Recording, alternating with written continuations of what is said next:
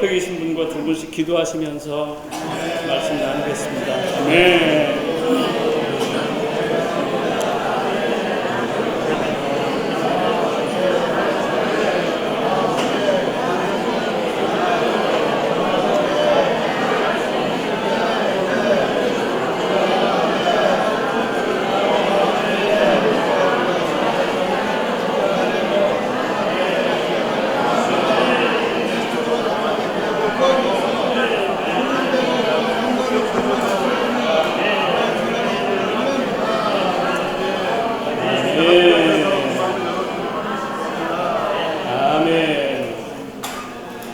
가지고 계신 개요 제목을 한번 같이 읽어보겠습니다.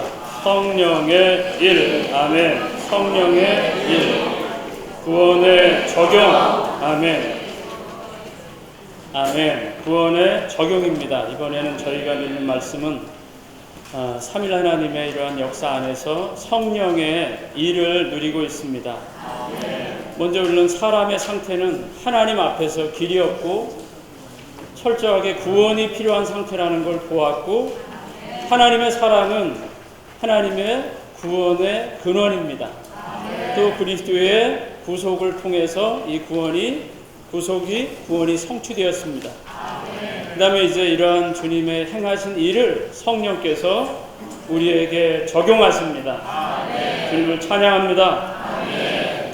밖에 있을 때 주님이 이루신 일들은 다 객관적입니다. 그러나 이것이 우리에게 적용될 때 첫 번째 우리에게 일어나는 게 뭡니까? 거듭남입니다.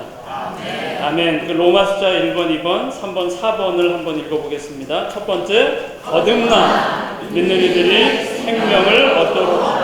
아멘. 두 번째, 내주하심. 믿는 이들 안에서 사실.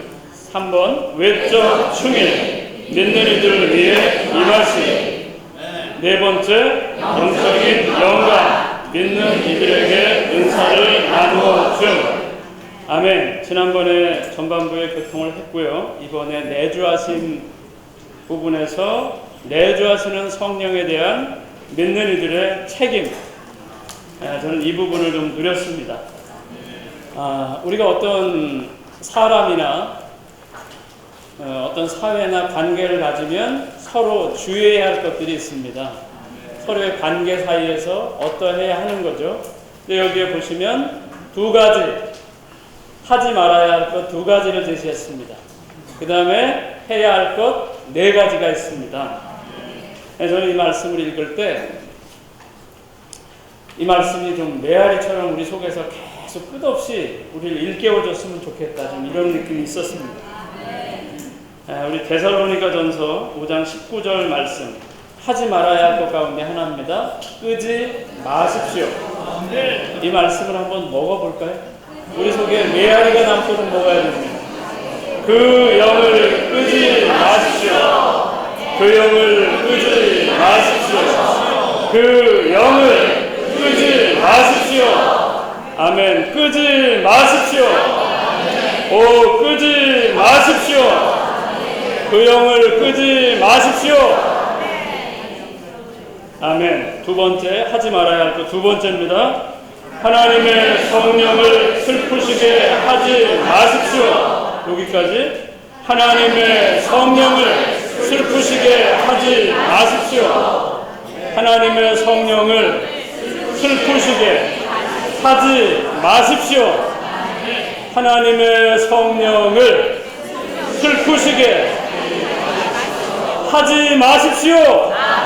하지 마십시오. 하지 마십시오. 그 영을 끄지 마십시오. 하나님의 성령을 슬프시게 하지 마십시오. 우리에게 많은 것들이 있죠. 근데 제가 요약을 해보니까 해라 또는 하지 마라, 많은 것들이 여기에 해당됩니다. 특별히 하지 말라고 하는 거, 하라고 하는 거 아주 스트레스 많습니다. 우리가 이런 이것 때문에 우리 자녀들에게, 어떤 사람들에게 잔소리꾼이 되는 거 아닙니까? 근데 마땅히 해야 할 것이고 당연히 하지 말아야 할 겁니다. 근데 이걸 말하는데 아주 피곤을 느낍니다. 듣는 사람도 그렇고 말하는 사람은 말할 것도 없고, 오늘 이 말씀을 볼 때 이 말씀이 우리 안에서 정말 살아있기 원합니다. 그 영을 끄지 마십시오. 왜 끄지 말라고 하셨을까요? 자꾸 끄니까. 아멘. 우리는 정말 그 영을 정말 너무 많이 껐습니다. 끈다는 게 뭡니까? 불에다가 그냥 물을 뿌려버리는 겁니다. 하나님의 성령은 우리 안에서 계속 운행하시고 우리 안에서 우리를 감동시키시죠. 그런데 우리의 일은 많은 경우에 왜 마음이 끄지 말라고 했습니까? 끄니까. 주 예수님, 우리가 하나님이 주셨던 이러한 감동, 그 영이 주셨던 이러한 감동을 아마 지금 순종해 왔다면 우리가 어디까지 가 있을까요? 주 예수님, 오늘 우리는 전환을 갖기 원합니다. 정말 작은 것 하나도 끄지 않기 원합니다. 주 예수님, 특별히 성령은 우리 안에서 운행하실 때 우리에게 빛을 비추어 주시고 우리 안에 죄라든지 뭔가 처리해야 할 것들을 끝없이 지적해 주시고 빛 비춰 주시고 감동을 주시지만 많은 경우에 우리는 이걸 정말 꺼버리는 것이 너무나 많습니다. 정말 주님의 은혜를 입기 원합니다. 그 영을 끄지 마십시오. 아멘. 이번 성령을 슬프시게 하지 마십시오. 이 말씀 저희 많이 들어왔죠. 근데 이 말씀을 들을 때마다 제 안에 항상 한 가지 드는 느낌은 성령께, 주님께 미안하다는 겁니다. 항상 미안한 느낌. 하나님의 성령을 슬프시게 하지 마십시오. 형제자매님들, 하나님의 성령을 슬프시게 하는 것 이제 멈출 수 있기 원합니다. 물론 새로운 전환을 갖기 원합니다. 오늘 아침에 말씀도 있었고 여기 말씀이 있죠. 하나님의 성령은 바로 우리 안에 있는 큰 기쁨의 기름바름이라고 했습니다. 히브리서 1장 9절 오늘 아침에 우리 누렸죠? 그 영께 주 예수님께 부어졌고 이것이 우리 위에 동반자들 위에 있다고 했습니다. 이 기름바름은 우리를 가르칩니다. 또 무엇이 하나님의 갈망이고 하나님의 뜻인지를 알게 하십니다. 우리가 이러한 성령께 순종할 때 그분은 기뻐하십니다. 그런데 많은 경우 우리가 알고 있는 건 우리는 그분을 슬프시게 한다는 겁니다. 주 예수님, 기름바름의 감동을 주의하지 않고 꺼버리고 거스른다면 성령은 우리 속에서 슬퍼하시고 우리에게 어떤 어두운 느낌이 있을 겁니다. 우리가 이 성령을 슬프시게 하고 있는지 아니면 그분께 순종해서 그분을 기쁘시게 하고 있는지 어떻게 할 수 있습니까? 아멘. 우리에게 어두운 느낌이 있고 뭔가 이렇게 기쁘지 않고 즐겁지 않은 느낌이 있습니다. 그럴 때 우리는 즉시 우리가 성령을 슬프시게 했구나. 저는 정말 이걸 볼 때 성령을 화나게 하지 마십시오. 이렇게 써있지 걸 제가 감사합니다. 성령을 짜증나게 하지 마십시오. 이런 말씀이 아니라 성령을 슬프시게 하지 마십시오. 화나게 하지 마십시오. 그랬다면 저는 아마 덜 미안했을 겁니다. 근데 여기 주님은 슬프시게 하지 마십시오. 우리 먼저 읽어봤던 성경은 성령을 근심하게 하지 마십시오. 이것이 그분이 우리 안에서 우리의 어떤 결정에 또 우리가 그분께 대한 어떤 태도가 합당하지 않은 것에 대해서 가지시는 느낌입니다. 우리 안에 어떤 느낌, 이런 어두운 느낌이 있고 침체되고 슬픈 느낌이 있다면 우리는 분명히 성령에 대해서 우리가 합당하게 순종하지 않은 걸 말하는 겁니다. 그분을 가장 슬프시게 하는 게 뭘까요? 아마 그분을 거역하는 것일 겁니다. 저는 뭐 이렇게 거역하는 것 같지 않은데요. 그런데 왜 기쁘지 않을까요? 아마 순종하지 않은 것도 거역한 것과 크게 다르지 않습니다. 주님을 향해서 막 이렇게 그렇진 않았지만 순종하지 못한 것도 성령을 슬프시게 합니다. 하나님의 성령을 슬프시게 하지 마십시오. 부정적인 이런 두 가지, 이것을 정말 우리는 붙잡기 원합니다. 그 영을 끄지 마십시오. 그 영을 끄지 마십시오. 하나님의 성령을 슬프시게 하지 마십시오. 그 다음에 3번, 내가 말합니다. 적극적인 거. 그 영을 따라 행하십시오. 이건 그냥 읽어드리겠습니다. 그 다음, 그 영을 따라 행합시다. 그 다음에 또 4번입니다. 그 영의 일들을 생각합니다. 아멘. 그 다음에 5번에 보시면 다만 영 안에서 충만해지십시오. 6번 성령이 충만한. 여기 3번 4번은 그 영을 따라 행하라는 것입니다. 그 영을 따라 행하십시오. 주 예수님. 그 다음에 그 영을 따라 행하기 위해서 4번은 그 영의 일들을 생각하는 것입니다. 그 영의 일들은 주님과 주님께 속한 일들을 생각하는 것입니다. 여기에 마음이 있을 때 우리는 성령을 따를 수 있습니다. 그리고 5번에 보면 그 영 안에서 충만해지십시오. 이것은 매일매일 우리가 체험하는 것입니다.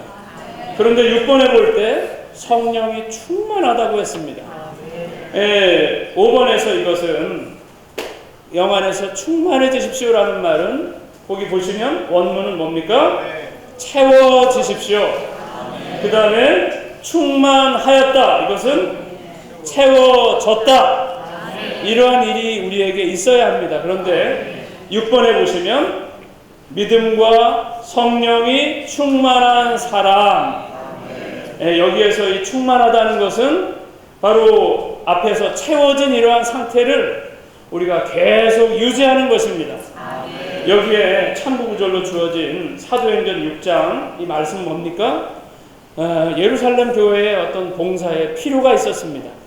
그때 이제 급하게 어떤 사람을 성령이 충만하게 해서 뭔가를 한 것이 아니라 이미 이러한 성령이 충만한 상태 안에서 살아가고 있던 사람들을 불러서 다만 세운 것입니다. 그 다음에 여기에 여기 죄송합니다. 그 바로 안에 7장 55절입니다. 7장 55절에 보면 스데반이 성령이 충만한 걸 볼 수 있습니다. 이것은 다만 그때 그렇게 된 것이 아니라 계속 이러한 충만한 상태가 유지됐습니다. 여기 11절에 바나바 마찬가지입니다. 누가복음 4장 1절에서 주 예수님은 침례를 받으시고 성령이 충만한 상태로 계셨습니다. 주님을 찬양합니다. 우리는 이러한 부정적인 두 가지 상태에서 구원받기 원하고 이러한 긍정적인 네 가지 상태를 항상 붙잡기 원합니다.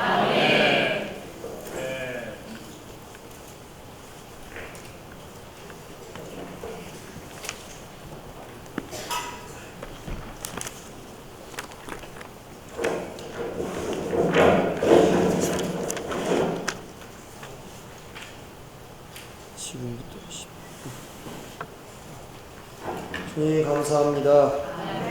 또 주님 안에서 교통하기 원합니다. 붙들어 주시기 원합니다.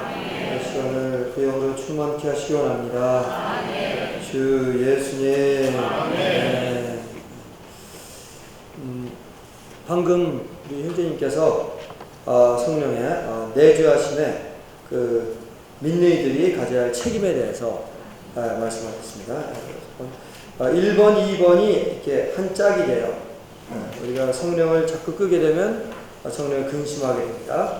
그리고 3, 4번도 짝이 됩니다. 우리가 생각을 영에 둘 때 사실 그 행위로 나오죠. 우리가 생각하고 있는 것이 결국은 행동으로 나오게 됩니다. 항상 우리의 생각을 영에 둘 필요가 있습니다. 영에 속한 것을 생각할 필요가 있습니다. 그 다음에 5번, 6번이 또 이렇게 짝이 됩니다. 5번은 헬라어로 말하면 플레로인데요. 그것은 여기 설명을 잘 나왔을 거예요. 일순간적으로 채워진 걸 얘기해요. 근데 6번은 프렐레스, 형용사형이죠. 계속 채워진 상태에 있습니다. 방금 말씀드렸죠. 그래서 우리는 그 영으로 계속 충만할 필요가 있습니다. 그럴 때 내주하시는 그 영께서 기뻐하시고 항상 그분을 표현할 수가 있는 것입니다. 충만한 가운데 표현하기 원합니다. 그래서 성령의 충만이 우리가 받은 생명, 영 안에 있죠. 너무나도 중요합니다. 이러한 충만한 상태를 유지하고 있을 때 어떤 것이 임하게 되면 로마서자서 한번 다 같이 읽어볼까요? 외적 충일, 믿는 이들 위에 임하시니. 소위 다른 영어는 경륜의 영이 임하는 것입니다. 본질의 영에 충실할 때 경륜의 영이 임하는 것이 정상적인 것입니다. 이 생명의 영, 안을 채울 때 바깥으로 입혀지는 거죠. 사실 이 역사는 좀 읽어나갈까요? A번 한번 읽어볼까요? 시작. 믿음 즉시 성령 안에서 침례받은 1. 나는 여러분을 회개시키려고 물속에 침례주지만 내 뒤에 오시는 분은 나보다 더 긍휼히 많으시니 나는 신을 들고 다닐 자격도 없습니다. 그분은 직접 여러분을 성령 안에 그리고 물속에 침례 주실 것이요. 2번. 왜냐하면 침례 주었지만 여러분은 며칠이 안 되어 성령 안에 침례 받을 것입니다. 3번. 우리가 유대인이나 헬라인이나 노예나 자유인이나 모두 한 영 안에서 한 몸 안으로 침례 받았고 또 모두 한 영을 마시게 되었습니다. 아멘. 방금 읽었던 말씀 1, 2, 3번은 우리가 많이 듣죠? 성령 침례에 관련된 부분입니다. 근데 이 성령 침례는 다른 말로 말해서 메시지 나왔죠? 성령 충일을 말합니다. 이 일이 넘칠 일이죠. 충만하게 될 뿐 아니라 충만해서 흘러서 넘쳐는 것 같아요. 주님은 오늘날 이러한 사람들을 찾습니다. 생활 속에서 주의 이름을 부르고 말씀을 기도로 먹음으로 그 지체들과 잘 건축됨으로써 성령이 충만케 되어서 흘러 넘치는 사람을 원합니다. 그런 사람을 원하면 이상성 주님도 생전에 이걸 많이 하셨죠? 이렇게 거기다 따라가지고 흘러 넘칠 때까지 하셨어요. 우리는 이런 흘러 넘치는 사람이 되기 원합니다. 근데 흘러 넘치는 그 자체는 물론 충이라는데 와, 이 사람은 항상 넘치고 있구나. 이러다 그냥 위에서부터 보너스로 부어주십니다. 이것이 성령 침례, 성령 충일입니다. 할렐루야! 성령 충만은 무엇을 위해서 존재한다고 했죠? 우리의 생활을 위해서. 성령 충일은 일을 위해서. 그렇죠? 그래서 우리는 생활 가운데 그분으로 먹고 마시는 분으로 배를 든든히 채워야 돼요. 경찰관이 아침밥을 든든히 먹어야 옷을 입고 스톱! 큰 추력도 스톱 시킬 수 있어야 됩니다. 그래서 아침밥을 든든히 먹는 것은 성령 충만이고 옷을 입는 것은 성령 충일, 성령 침례입니다. 성령 침례 받으셨습니까? 아, 좋습니다. 어떤 사람은 성령 침례를 아직 왜 방언을 아직 안 했거든요. 잘못된 겁니다. 눈물을 펑펑 안 쏟았거든요. 잘못된 겁니다. 성령 침례, 성령 충일은 하나의 사실입니다. 누가 받은 사실입니까? 바로 교회가 받은 사실입니다. 지금부터 2000여 년 전에 예루살렘에 유대인들에게 먼저 임했고 그 다음에 얼마 안 돼서 이방인들에게 임했죠. 그런 한 가지 사실의 두 방면을 말합니다. 이미 성령은 그때 부어짐으로써 교회가 침례 각 안에 성령 안에 잠기게 되었습니다. 그래서 누구든지 문을 열면 이 성령이 흘러가게 되는 것입니다. 근데 여기서 조심해야 할 게 하나 있어요. 몇 배는 야 그러면 나는 다 경례령 94페이지를 좀 읽어볼까요? 위에서 넷째 다 같이 한번 봅시다. 시작. 성령으로 외적으로 충이라는 것은 성령 안에서 칭례받은 것이다. 이 두 가지는 한 가지입니다. 하나는 사실이고 다른 하나는 체험입니다. 성령 안의 칭례는 교회가 얻은 하나의 사실이고 성령의 충일은 민니들이 마땅히 얻어야 체험이다. 사실은 교회 전체가 이미 얻은 것으로서 한 번만에 이루어진 것이고 체험은 민니들 개인이 반드시 얻어야 하는 것이며 지속적으로 이루어져야 할 것이다. 교회는 이미 얻었습니다. 이거는 하나의 사실인데 우리 각 사람의 체험에 있어서는 따라줘야 될 것이 있어요. 그래서 사실을 따라 말하면 교회 전체는 성령 안에 이미 침례를 받았습니다.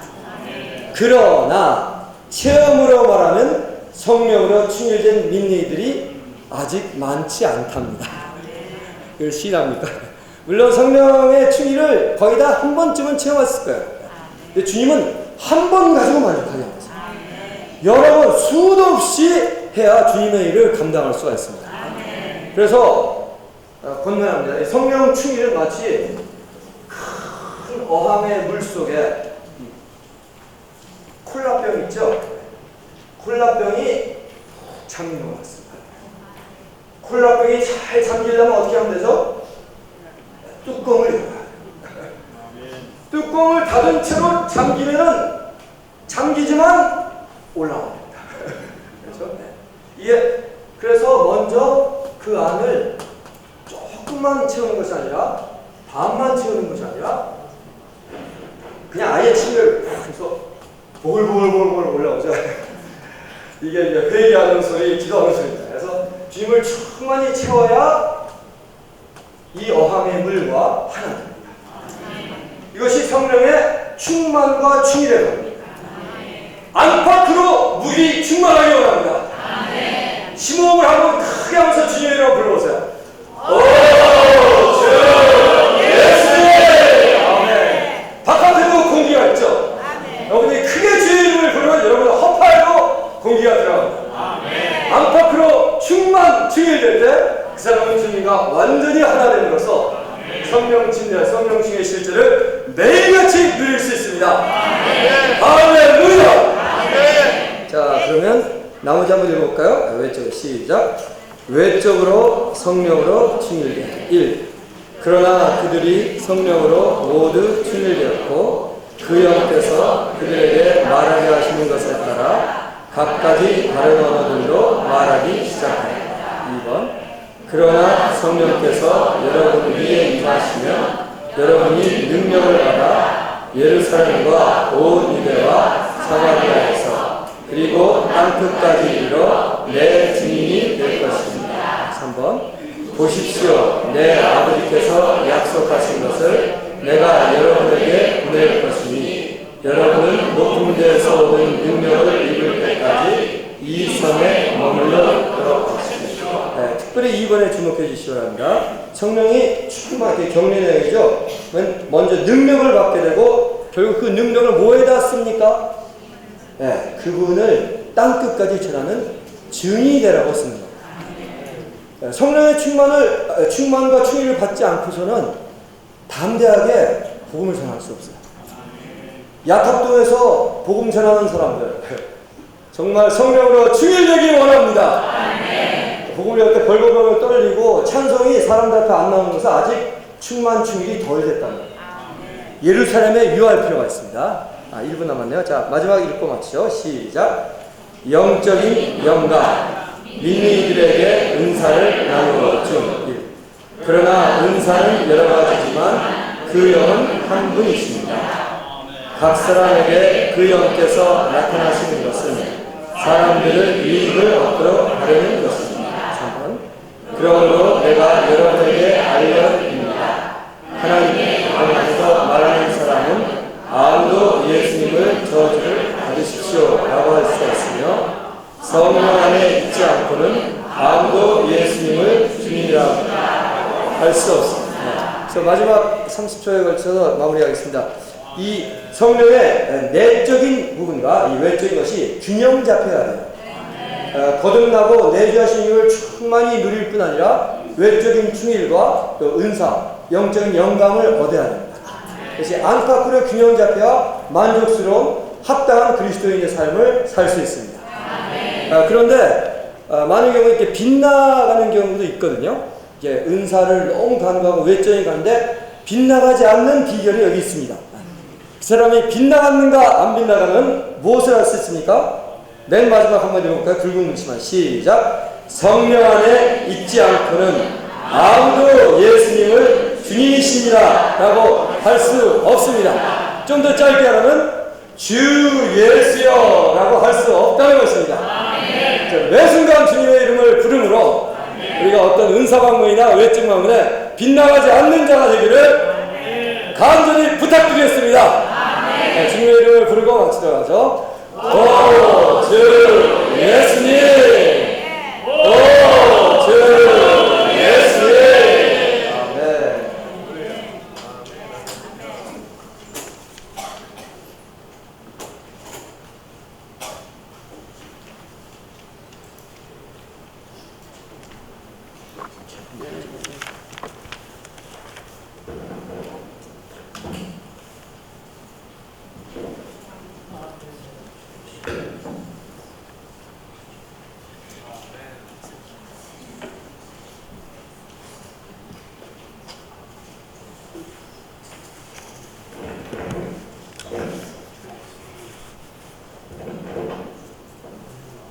아멘.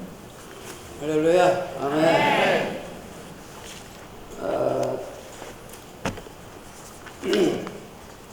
내주하심에 그 믿는 이들 안에 사시면서 그 영을 끄지 마십시오. 같이 한번 다시 선포해 볼까요? 그 영을 끄지 마십시오. 네. 우리는 쉽게 이렇게 끄니까 이 얘기를 했다고 하는데 이제 영적으로 우리가 봤을 때 불 끄는 소방처, 물질적 영역에서 불 끄는 소방관이 있죠. 예? 이것이 바로 영적으로 좀 비유한다면은 사탄은 부정적인 면에서의 영적인 불을 끄는 소방관입니다. 전적으로 불을 끄고 다니는 것입니다. 그래서 우리는 불을 끄고 있다는 것은 내가 악한 사탄과 협력하고 있다는 것을 잊어서는 안 됩니다. 우리가 디모데후서 1장 6절에 뭐라고 되어 있냐면은 나는 그대에게 일깨워 줍니다. 그대 안에 있게 된 하나님의 은사를 어떻게 했죠? 부채질하여 불타오르게 하십시오. 우리는 우리 속에 있는 초기의 은사를 부채질해서 불타오르도록 해야지 그것을 그냥 불로 끄면 안 되는 것입니다. 이건 서로 지체들과에도 교통할 때도 부채질을 하는 방식으로 해야지 불 끄는 방식으로 교통해서는 안 되는 것입니다. 그 다음에 로마서 12장 11절에 영안에서 불타서 주님을 섬기십시오. 우리는 바로 영안에서 불이 타올라야 되는 것입니다. 끄지 말아야 된다 했어요. 그 다음에 하나님의 성령을 슬프게 하지 마십시오. 근심하게 하지 말라는 얘기입니다. 워치만 형님은 아까 우리 최영재님이 그런 얘기 하셨는데 분노게 하지 마십시오 라고 하지 않았다는 거예요. 화나게 하지 마십시오 이렇게 하지 않았다는 거예요. 근심하게 하지 마십시오, 슬프게 하지 마십시오. 이 얘기는 저도 그냥 무심코 지나갔는데 만약 주님이 이렇게 분노란 말 썼다든가 화를 썼다 하면은 그건 사랑이 없는 말이라는 것입니다. 분노한다면은 하나님이 하나님이 아니시라는 거예요. 우리가 비록 주님을 슬프게 하지만은 여전히 우리는 주님은 우리를 사랑하고 계십니다. 사랑하고 계시니까 슬퍼하시고 근심하시는 것입니다. 일반적으로 말하면 그렇게 하면은 주님은 떠나실 것 같은데 뒤에 말씀 보시면은 떠나지 않으셔요. 언제까지? 여러분은 그분 안에서 구속의 날이 이르도록 도장이 찍혔습니다. 구속의 날까지 주님은 결코 떠나지 않으십니다. 그분이 떠나지 않으실지라도 우리는 어떻게 하죠? 바로 슬피 이렇게 근심하게 하지 말아야 됩니다. 그럼 무엇이 성령을 근심케 하는 건가? 어찌보면 이런 얘기를 했습니다. 이거 한 예를 든 겁니다. 우리가 뭐 주관적으로 이것은 성령을 근심케 하는 거란 걸 이렇게 느낌상으로 알 수 있죠. 얘가 저를 근심케 하고 있어요. 자, 더러운 것을 말하는 것, 이게 성령이 근심합니다. 남을 비평하기 좋아하는 것. 근데 우리는 남을 비평하면서도 성령이 근심한지도 몰라요. 그 정도로 우리는 느낌이 둔해졌습니다. 남을 비평하는 건 주님이 성령이 근심하십니다. 뒤에서 남의 비밀을 말하는 것. 우리 이제 특별히 우리 자매님들 이 부분이 많더라고요. 뒤에서 앞에서 못하는 말 뒤에서도 못해야 됩니다. 안 해야 됩니다. 다른 사람의 잘못을 캐내려고 고의로 남의 절개를 찾으려고 하는 것, 남을 용서하지 않는 것. 우리는 남을 용서하지 않으면 하나님은 바로 성령께서는 근심하십니다. 우리는 바로 용서하기를 힘쓰기를 원합니다. 남을 사랑하지 않는 것, 자기 유익을 위해서 길을 찾는 것, 이 모든 것들은 바로 성령을 근심케 하는 것입니다. 그래서 우리가 이런 데서 정말 우리 안에서 더 이제 성령의 느낌이 더 예민해질 수 있기를 원합니다. 그다음에 이제 외적 충일, 내적 여기 내주하심으로 되어 있는데요. 좀 더 분명하게 한다면은 내적 충만, 외적 충일 이렇게 하는 것이 좀 더 분명하게 할 수 있을 것 같습니다. 그래서 저는 나머지 시간은 내적 충일과 바로 내적 충만과 외적 충일에 대해서 조금 비교하는 방식으로 조금 교통드리고자 합니다. 이렇게 쓰려고 이걸 좀 들었습니다. 키가 작아 여기까지 못 올라가요.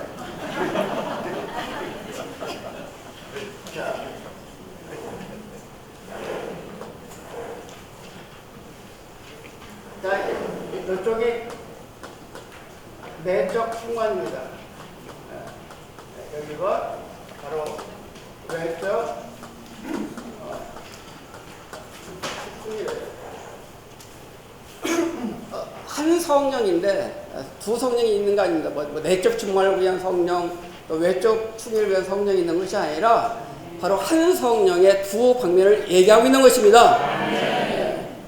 그래서 이제 두 성령이 있다고 생각하시면 안 돼요. 에베소에 보시면 4장에 보시면 성령도 하나라고 얘기하고 있습니다. 그러나 바로 우리가 체험면에서 이게 두 방면을 우리가 체험할 수 있다는 것입니다. 첫 번째 바로 이 양면에 피원이 있어요. 피원이 달라요. 여기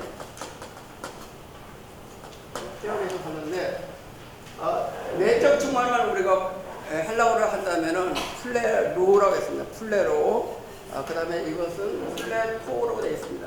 어쨌든 간에 개혁 성경에서는 이것이 구분되어 있지 않아요. 충만으로 다 되어 있어요. 그럼 우리 해복역 성경을 보시면은 바로 충만과 충의를 분명하게 헬라어에 근거해서 이렇게 구분해서 번역한 걸 주께 감사드립니다. 이것이 구분되지 않으면은 진리 방면에서 막 엉클어지는 것입니다. 우리는 그러나 교회 주의 회복 안에서 이런 정확한 진리를 배울 수 있는 기회를 주신 주님께 감사합니다. 피용이 다른데 여기는 바로 아내라 그래요. 아내. 아내. 요한복음 14장 17절에 아내. 자, 실제 영이 오시면은 뭐였습니까? 여러분 속에 바로 계실 거라 했습니다. 실제 영은 바로 여기에 있는 것처럼 본질적인 영과 해당되는 것입니다. 사도행전 1장 8절에 보면 여기 뒤에 나와 있지만은 바로 뒤에 나와 있죠. 바로 성령께서 여러분 위에 임하시면 할렐루야. 성령께서 여러분 안에 있을 뿐만 아니라 어디 있어요? 위에 있습니다. 이것이 바로 위에 있는 거예요. 이것이 왼쪽에 틀린 거예요.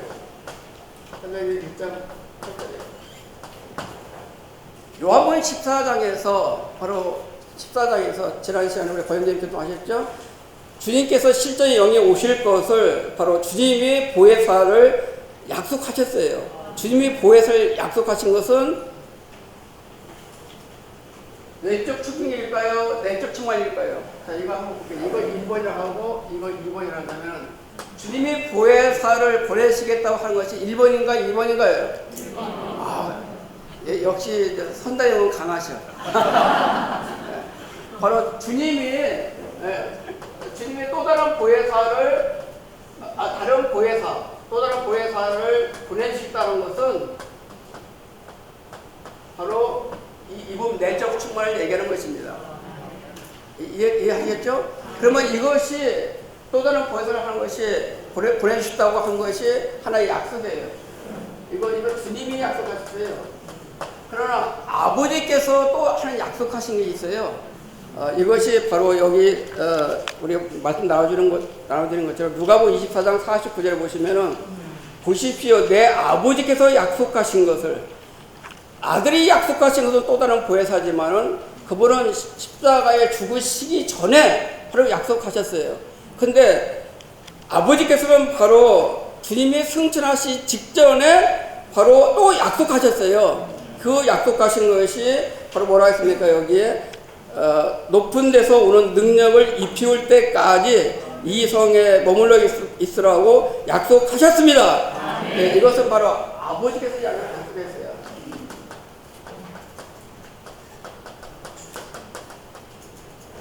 이것은 요한복음 14장이고 이건 누가복음 24장이에요.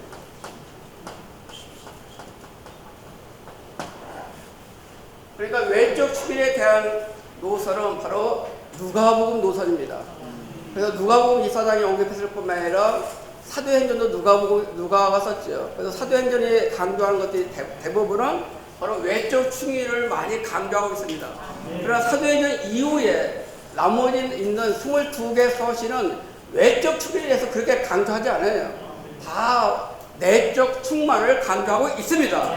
그러나 어떻든 간에 우리는 양면을 다 균형을 이루셔야 되는 것입니다. 이게 약속이 달라요. 성취가 있어요. 이 또 다른 보혜사를 주겠다 하는 이 약속은 언제 성취되는가? 바로 부활의 날에 성취됐습니다. 부활의 날에. 부활의 날에 요한복음 10장 22절에 알고 계시죠? 어떻게 이제 숨을 내쉬며 가서 내가 어떻게 했죠? 성령을 받으십시오. 그때 바로 이때 부활의 날에 또 다른 보혜사를 주겠다는 그 말씀이 약속이 성취된 것입니다. 그러나 아버지께서 약속하신 아들이 약속한 것이 아니라 아버지께서 누가복음 24장에서 약속하신 것은 언제 성취됐나요? 모르시죠? 예? 그래서 이 시간 배우는 거 언제 했어요? 오순절날. 오순절에 성취됐어요. 사도행전 2장에서 바로 성취된 것입니다. 자, 근데 오순절날 어떻게 했냐면은 성령이 바람처럼 임했다 했죠. 예? 바람처럼 임했어요. 근데 요한복음에서는 주님이 막 바람을 우리에게 불어넣으셨나요? 그게 아니죠. 예, 그게 아니에요. 바로 숨을 내셨어요. 약간 상징이 달라요. 이때는 바로 우리가 호흡을 할 수 있도록 숨을 내셨어요. 그래서 호흡을 얘기했어요. 호흡. 그러나 사도행전 2장에서는 호흡을 하지 않고 바로 성령이 뭐처럼 임했어요? 바람같이 임했어요. 네, 바람처럼 임했어요. 자, 한번 생각해 보십시오. 어떤 일을 이 종이가 날아가도록 하려면은 숨 갖고 날아갑니까? 바람이 날아갑니까? 바람이 불에게 날아가요. 왜 어떤 상황이 이렇게 움직이지 않습니까? 그러니까 아직 호흡을 하고 있는데 숨을 쉬고 있는데 아직 바람까지 안 낸 거예요. 그러면은 공기와 바람이 두 개입니까? 우리가 호흡할 수 있는 공기하고 부는 바람하고 공기가 두 개입니까? 하나입니까? 하나예요. 자, 그 얘기가 바로 뭐냐? 요한복음 20장에 있는 그 호흡 같은 공기가 바로 사도행전 2장에서 바람으로 바뀌는 것은 사도행 1장에서 120명이 전혀 기도에 힘썼을 때 바로 공기가 바람으로 바뀐 것입니다. 마치 우리가 선풍기를 키면은 선풍기를 두면은 바람이 불잖아요. 근데 바람이 막 부는 데서 잠자면은 호흡을 못 하니까 죽게 돼요. 그렇죠? 좁은 공간에서. 그러나 어떤 간에 우리는 호흡할 수 있는 공기가 있고 바로 우리가 일을 할 수 있는 바람이 있음을 인하여 감사합니다. 네, 이것이 바로 상징이 달라요. 그뿐만 아니라 또 호흡이라고 했거나 이건 생수예요. 요한복음 7장에 보시면은 바로 요한복음 7장이나 4장에 보면 우리가 마실 수 있는 바로 생수이십니다. 그러나 바로 이 병든 영은 생수인 것이 아니라 우리가 바로 입을 수 있는 여기 옷 입을 때까지라 했어요. 뭘 입느냐? 옷으로 비했어요. 옷을 입을 때까지 바로 예루살렘 성에 머무라고 얘기하고 있습니다. 이 옷은 엘리야가 엘리사에게 겉옷을 주고서 하늘로 올라가서 엘리사에게 이런 권위가 있는 것과 똑같아요. 주님은 우리에게 이런 마실 수 있는 물이 필요할 뿐만 아니라 우리가 어떤 일을 할 수 있는 제복을 주셨습니다. 그 제복을 준 것이 바로 이게 겉옷이라고 볼 수 있습니다. 하나님의 기능이 달라요. 요방면 생명 내적 충만에 대해서는 우리의 생명을 위한 거예요. 생명 또 생활을 위한 것입니다. 그러나 이쪽 방면은 바로 일을 위한 거예요. 일을 위한 것이고 바로 봉사를 위한 것이죠. 자, 우리는 밥만 먹고 잘 지내고서 일하길 원하잖아요. 일 싫어요? 귀찮아요? 우리는 일을 해야 되겠죠. 마태복음 24장에 보시면은 처녀가 있고 노예가 있어요. 처녀로서는 이 노선이에요. 내적 충만이에요. 그래서 그 그릇에 기름이 가득해야 돼요. 그럴 뿐만 아니라 우리가 처녀의 신분이 있을 뿐만 아니라 우리는 노예의 신분이 있는 것입니다. 우리가 노예로서 바로 일을 하기 위해서는 외적 충일이 바로 우리 가운데 절대적으로 필요한 것입니다. 이런 체험이 있어요. 체험하면서 바로 주님도 바로 이쪽으로 해서 바로 그러니까 성령으로 잉태되셨어요. 이것은 충만해요. 성령으로 잉태되셨어요. 근데 성령으로 잉태되셨음에도 불구하고 마태복음 3장에서 그분은 바로 요단강에서 침례를 받으셨을 때 성령이 비둘기처럼 위에서 내려오셨습니다. 그러면 우리가 생각할 때 이거 주님이 성령 잉태되시는데 뭐 또 하늘에서 비둘기처럼 내려와요? 내려올 필요가 뭐가 있어요? 그때 내려온 것은 바로 외적 충의를 위해서 내려오신 것입니다. 주님이 마태복음 27장에서 숨을 거두실 때 바로 왜 나를 버리십니까 했어요. 버리신다 했을 때 성령은 잉태된 내적 충만을 버리신 것이 아니라 바로 외적 충만으로 임했던 그 영이 경륜적인 영에 떠난 것입니다. 이런 진리를 모른다면 이 깊이 안에 들어갈 수 없습니다. 마찬가지로 우리 주님도 그러셨을 거면 우리 믿는 이들에게도 똑같습니다. 우리는 성령을 받으라 했어요. 바로 성령을 받죠. 성령을 받으 요한복음에서 성령을 받으십시오. 그렇게 얘기했죠. 그럴 뿐만 아니라 우리는 바로 제자들 위에 임한 것처럼 바로 성령으로 우리는 옷 입어야 되는 것입니다. 이게 옷 입는 거예요. 똑같은 거예요. 이게. 자, 근데 여기서 조금 더 전진할 수 있는 것이 여기 침례 부분입니다. 여기 이제 은사가 있는데요. 은사. 자, 여기에서 됐습니다. 은사. 우리 여기 이제 성령의 중점 진리 보면 조금 오해하게 됐어요. 이 은사를 받는데 내적 충만에 된 것은 바로 생명에 관한 은사예요. 생명의 은사가 있어요. 그러나 이쪽은 어떤 은사냐면은 바로 기적적인 은사예요. 기적적인 은사예요. 기적적인 은사니까 생명과 관계없이 받는 은사들이 있어요. 예를 들면 방언을 한다든가. 자, 방언은 생명과 관계돼야 안 돼요? 방언, 다른 말을 하는 거 생명과 관계돼야 안 돼요?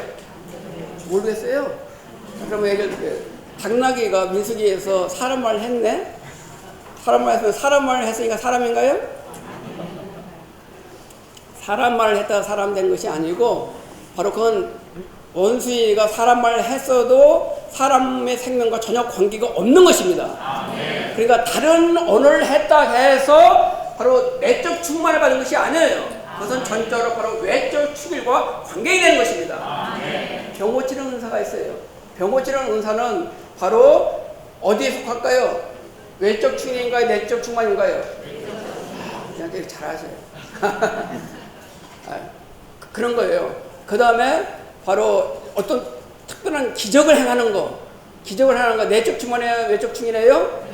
외적 충일이죠. 자, 그러나 여기에 생명에 속한 은사, 예를 들면 지혜의 말씀을 한다든가 지식의 말씀을 한다든가 이런 것은 바로 생명의 성장에서 오는 것입니다. 그래서 우리는 이런 은사가 있는데 은사하고 능력이 있어요. 아까 여기 어떤 하기 위해서 능력을 한다 했죠?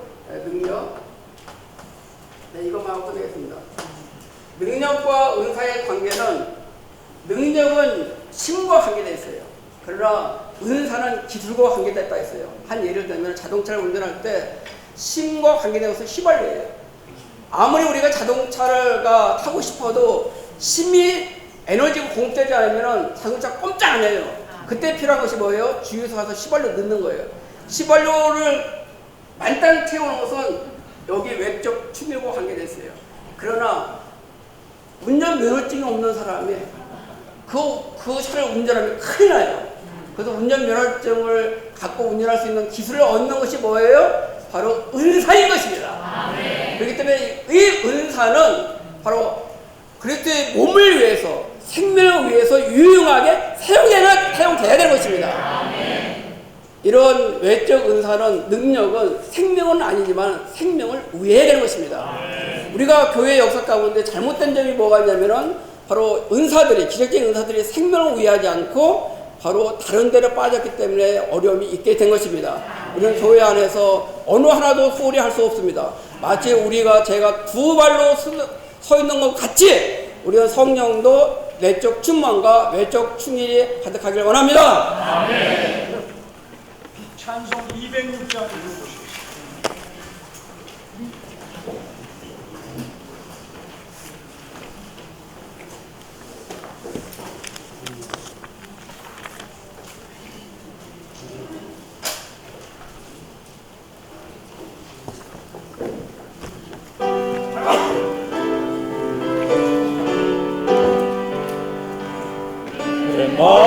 마음대로 방랑하여 성령들 칭찬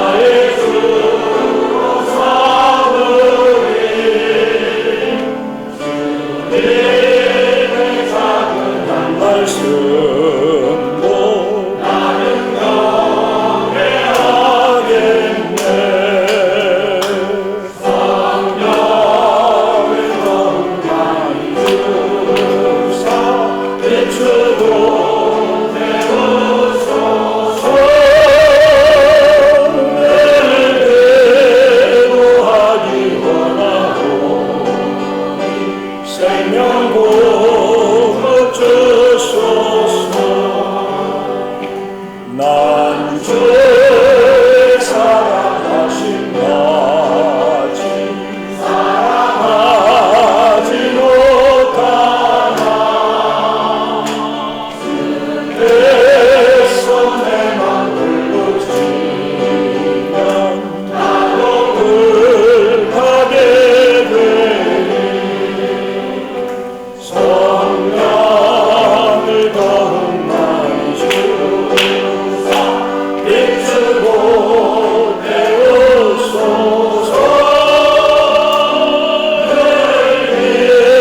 예보하기 원하오니 생명 공급 주소서.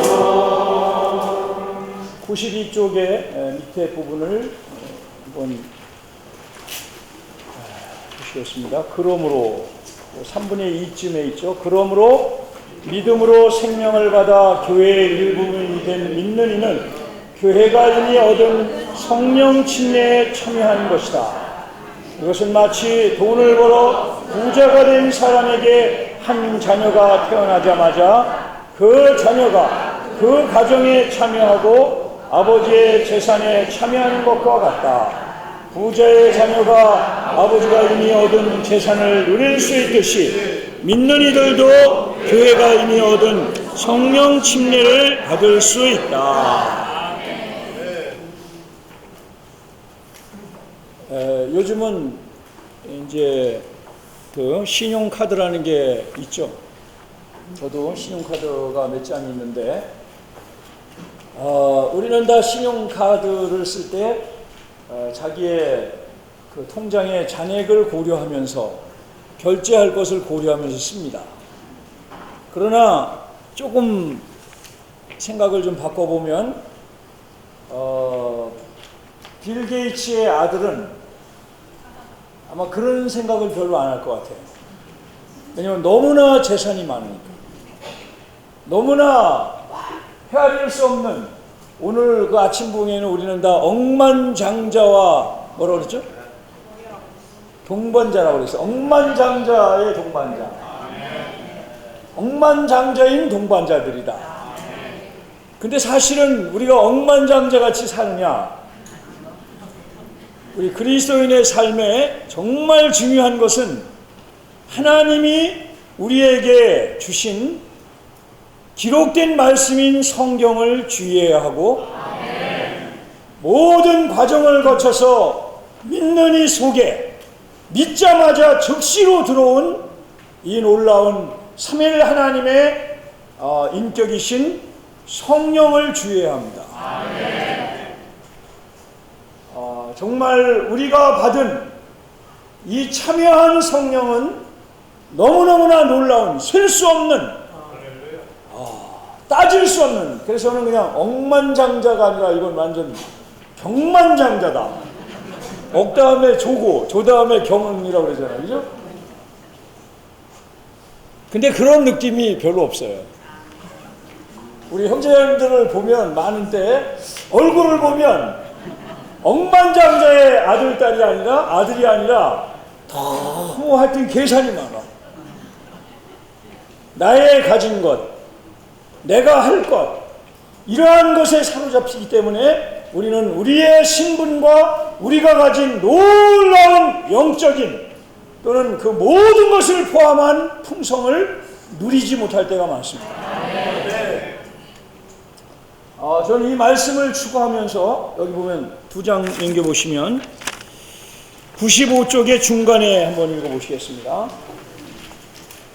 중간에 사랑하는 형제 자매님들이여, 여러분이 그러한 사람인지도 모른다. 여러분은 주님의 생명을 가졌고 주님도 상당히 사랑하고 사람들과 잘 지내며 영적인 배움과 다름도 어느 정도 있으나, 여기까지. 그렇죠? 우리 형제님들은 다 주님도 어느 정도 사랑하고 지체들과 어느 정도 건축하고 어느 정도 주님을 섬기고 교회 생활 가운데 어느 정도 헌금도 어느 정도 하고 복음 집회도 어느 정도 복음을 전하러 어느 정도 가고, 그러나 여기에 이것은 어느 정도지 성령의 충일함을 받은 표현이라고 볼 수는 없습니다.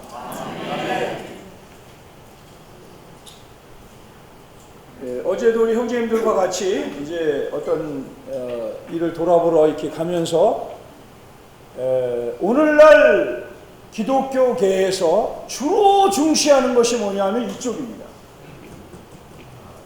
기적적인 은사, 뭔가 봉사를 잘해서 일을 어마어마하게 이루어내고, 이것은 주 여기와 관계돼요. 근데 그분들이 그냥 뭐 맨정신에 이거 하는 게 아닙니다. 다 열심히 기도하고 쭉 믿습니다 하면서 막 그냥 해서 나온 결과가 그 일이라는 거예요. 근데 주님은 이쪽만을 원하신 게 아니라 양쪽을 다 원하셔요. 근데 우리는 생명과 생활과 유기적인 구원과 성화와 변화와 이런 것들은 너무나 많이 주의하고 관심합니다. 이쪽이 우리에게 부족해요. 우리가 성령으로 내적으로 충만된 결과는 기쁘고 즐겁고 순복이 가득하고, 그러나 충일은 넘쳐 흐르는 것입니다. 충일된 사람의 특징은, 첫째는 다른 사람이 알 수 있어요. 저 사람 미쳤네.